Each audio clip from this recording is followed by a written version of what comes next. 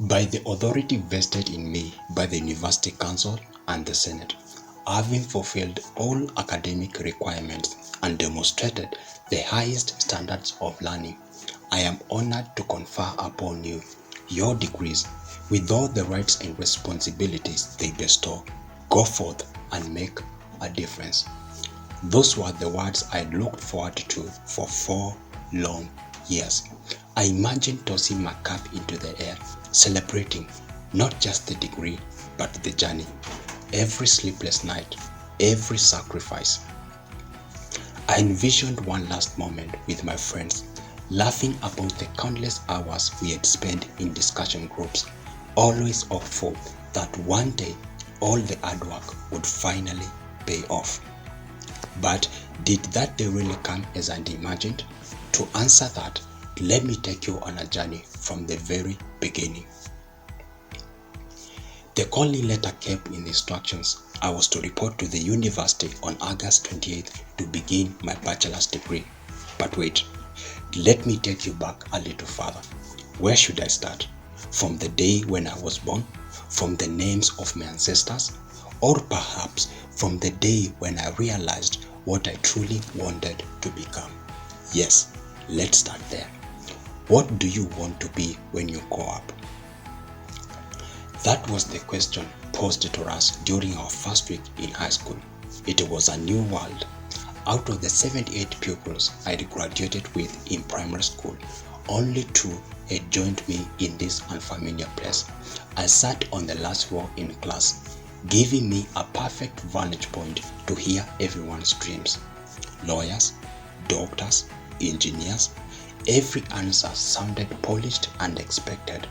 But one boy said something different, something that made everyone, including the teacher, laugh. I want to be a mechanic, he said boldly. Then it was my turn. The rule was simple. State your name and your career ambition. I froze. Over 100 eyes were on me. I feared ridicule. Should I speak the truth or say what sounded acceptable? We are waiting on you, young man, the teacher urged. I couldn't speak. I was eventually skipped, but when my turn came around again, I gave in to the pressure. I want to be a doctor, I said, but that was not true. I didn't want the questions or the judgment. I barely knew anything about the career I really dreamed of, but no matter how far I ran from it, the dream kept following me, quietly and persistently. Years later, I read Becoming, a book by Michelle Obama, and she said, now I think it's one of the most useless questions an adult can ask a child. What do you want to be when you grow up? As if growing up is finite. As if at some point you become something and that's the end. And that hit me hard. I realized it's not about becoming something, it's about constantly becoming. On August 28th, I reported to the university as instructed. I remember the week of orientation vividly. Amidst thousands of students seated under a large tent, I didn't recognize a single familiar face. Though I had not been admitted into the course I truly wanted, I made a silent promise. I would finish the degree, get a good job, then return and pursue what I loved. The day before the classes began, I sat on the steps facing the stadium where one day the graduation would take place. I remember what my peers had told us about campus. You might meet your soulmate there. You didn't have to attend every class. Scoring 40% is enough. Was any of that true? Our first class was on Monday at 11 o'clock. And yes, those stories were not entirely lies, but they were not the whole truth either. Attendance, optional, until you realized 70% attendance was required to qualify for exams. Scoring 40%, that was true, but it was the kind of pass that determined your final classification. First class, second class, upper or lower division, or simply a pass. Before I knew it, I was in my second year. Some units were tough and I needed help. That's when friendship began to form. Clinton, Kelvin, Ian, Shadrach, Frederick, and Kiprotich, whose names stood out the most. We became inseparable through thick and thin. Then, during the long holiday before that year, a friend sent me a poster calling for auditions to the university's theatre and film production club. I was not interested in theatre. I could not picture myself shouting on stage, but film, that was it.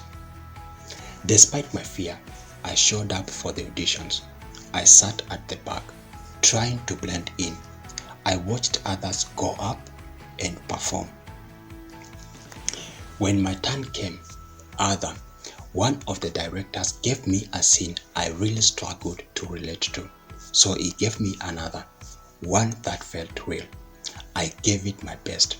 I could not tell if I had impressed them or not, but I walked out proud. At least I had tried.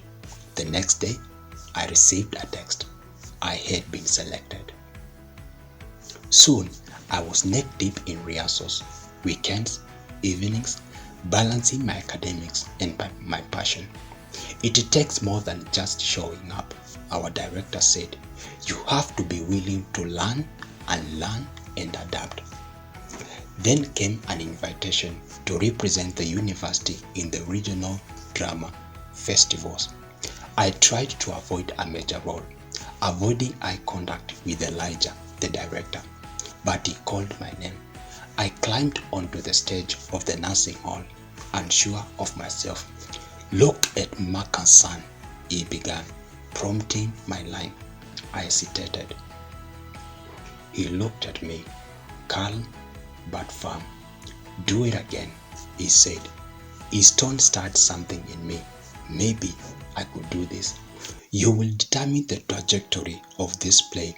Either we go to Mombasa and watch Mufasa on the beach, or he didn't need to finish. I knew what he meant. So I gave in and embraced the madness of drama, and we rehearsed tirelessly. Then the day came. We traveled to perform, but halfway through, a wave of news hit us, a pandemic. We performed and qualified for the nationals. On March 15th, the president addressed the nation. Borders were closed, schools shut down, life paused, the university closed indefinitely. Online learning began via Kenneth Conference. No rehearsals, no club, just classes. It was strange. It was exhausting, but it was the new normal. A year later, we returned. I had only one semester left, but before I could blink, I was sitting for my last undergraduate exam. My biggest fear? Not seeing my name on the graduation list, but it was there. I was more than relieved. The university sent all the graduates an email concerning the graduation. They had given directives on when and where we were supposed to collect and pay for the gowns. Cases of the pandemic were being announced each day, though they had reduced by a big margin, and all the university could do was to hold an online graduation. I sat by myself in my room, wondering, who was really to blame? The government for not allowing big events to be held? Was I supposed to blame for the university for taking precautionary measures? Or was I supposed to blame the younger me for having a dream that now seemed lost? A dream that might never come true? Or was I supposed to blame life itself? I couldn't tell who or what was to blame. On the graduation day, I sat on the couch and watched the ceremony on the TV. I didn't have the gown on, just a pair of sweatpants, slippers, and a vest as I waited for my name to be mentioned, waited for the chancellor to say his magic words, then switched off the television and went about my business. That day, marked more than just the end of a degree. It was the first step into the unknown. I was not sure if I had what it takes, but I knew that time had a way of guiding even the most unprepared hearts.